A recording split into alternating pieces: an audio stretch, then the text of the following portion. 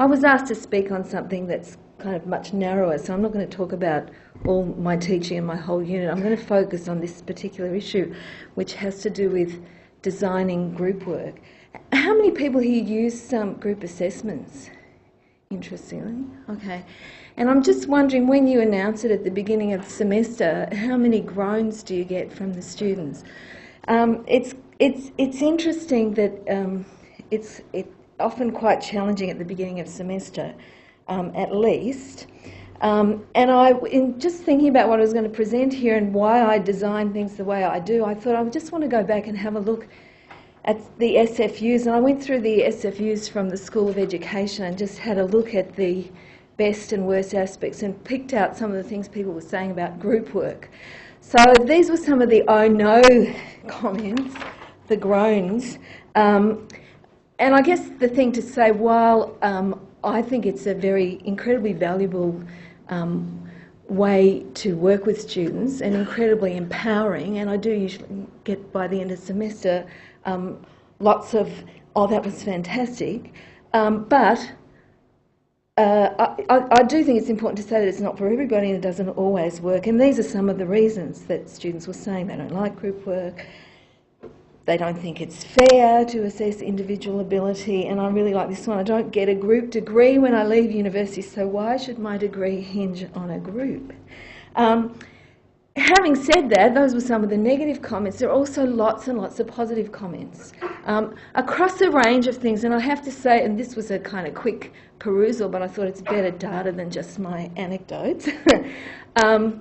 Lots of positive comments about group work in the tutorials. I think the snag that comes in, and again, not for all or even for most students, but for a significant number, is around the assessment of group work. So I just want to highlight a few kind of key principles, and then I'm going to give an example from one unit about the way that I've designed and structured it to address some of these issues. And really, I think for me, and the unit that I'm going to focus on is education for sustainability. For me, I think it's absolutely critical, particularly in that unit, that students get that we're not going to solve sustainability issues by what one person does alone. So in fact, we have to learn to collaborate. Now, how do we do that? How do we engage them through the unit in that? And how do we actually build the skills with them to do it?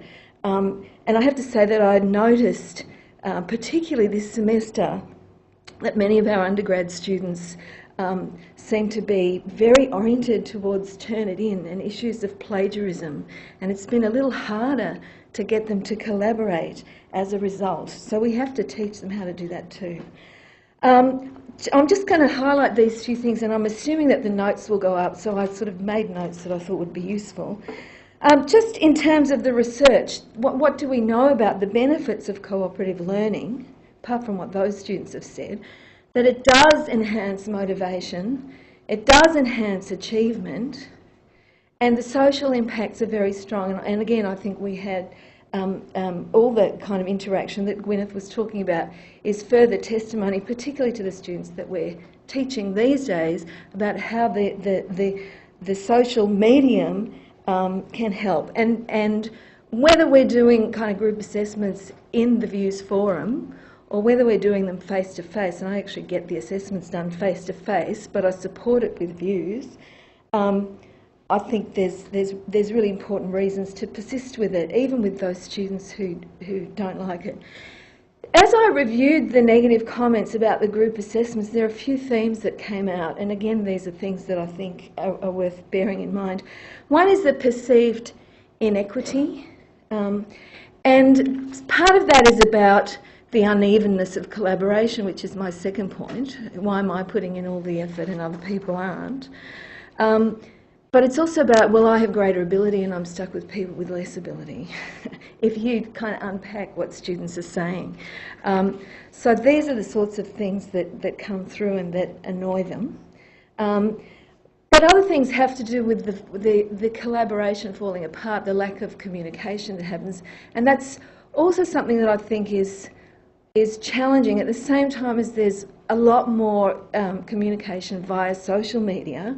I do note, particularly teaching undergraduates, that some of the things that I might have taken for granted a few years ago about their capacity to collaborate and to speak to each other respectfully, I don't quite take for granted as much as I did. So communication is an issue, and I think, and I'm going to say that I certainly don't start with the first assignment using group assessment. It's the final assignment. And the building up of the context for communication, I think, needs to happen right through the semester and through everything that you do in the tutorials to make it safe, and everything you do online as well. And the other issues have to do with what, and this is particularly where I think we can do a lot, that's when there's inadequate structure or support, when students don't know exactly what they're supposed to be doing, or when they strike a difficulty that they can't resolve and they're left to their own devices, you know, like the parents who say, you sort it out. And I'm not saying that we intervene. I've got some comments about that shortly, and jump in the middle and sort of say, right, you know, you're over there. I wouldn't advise that either, but there is some support needed to sort out some things. And the other issue that was cited frequently is the lack of contact time. And again, I think it's a combination of both providing the forum online, and hopefully I'll show you in a second what I do there, but also the face-to-face time is really important for this kind of work.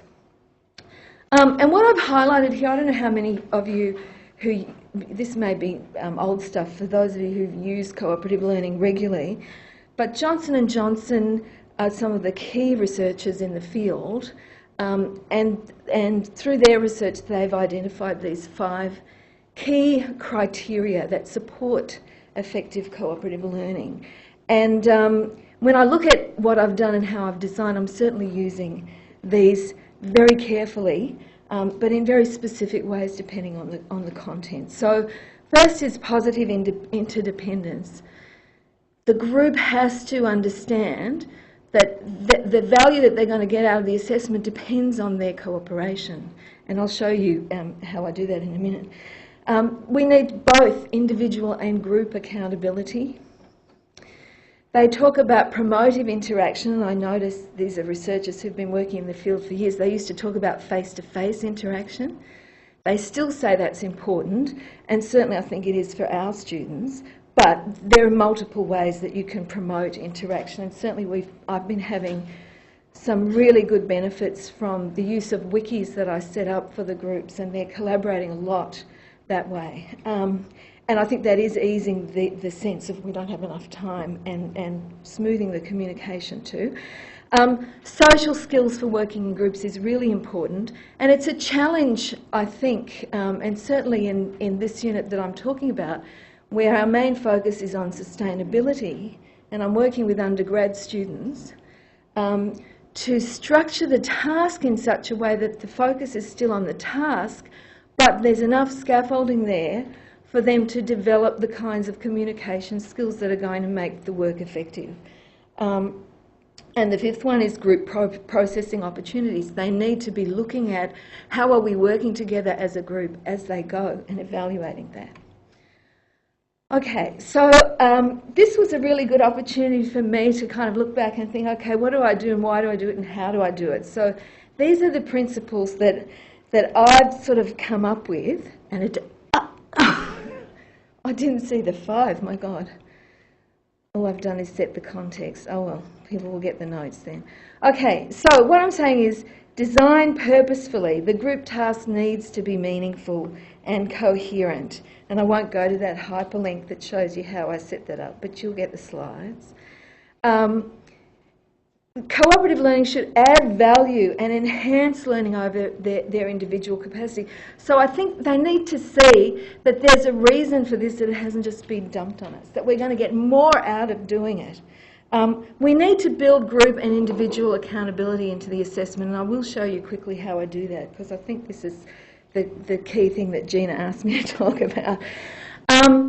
So I structure it quite carefully. There's a group presentation that this is based around.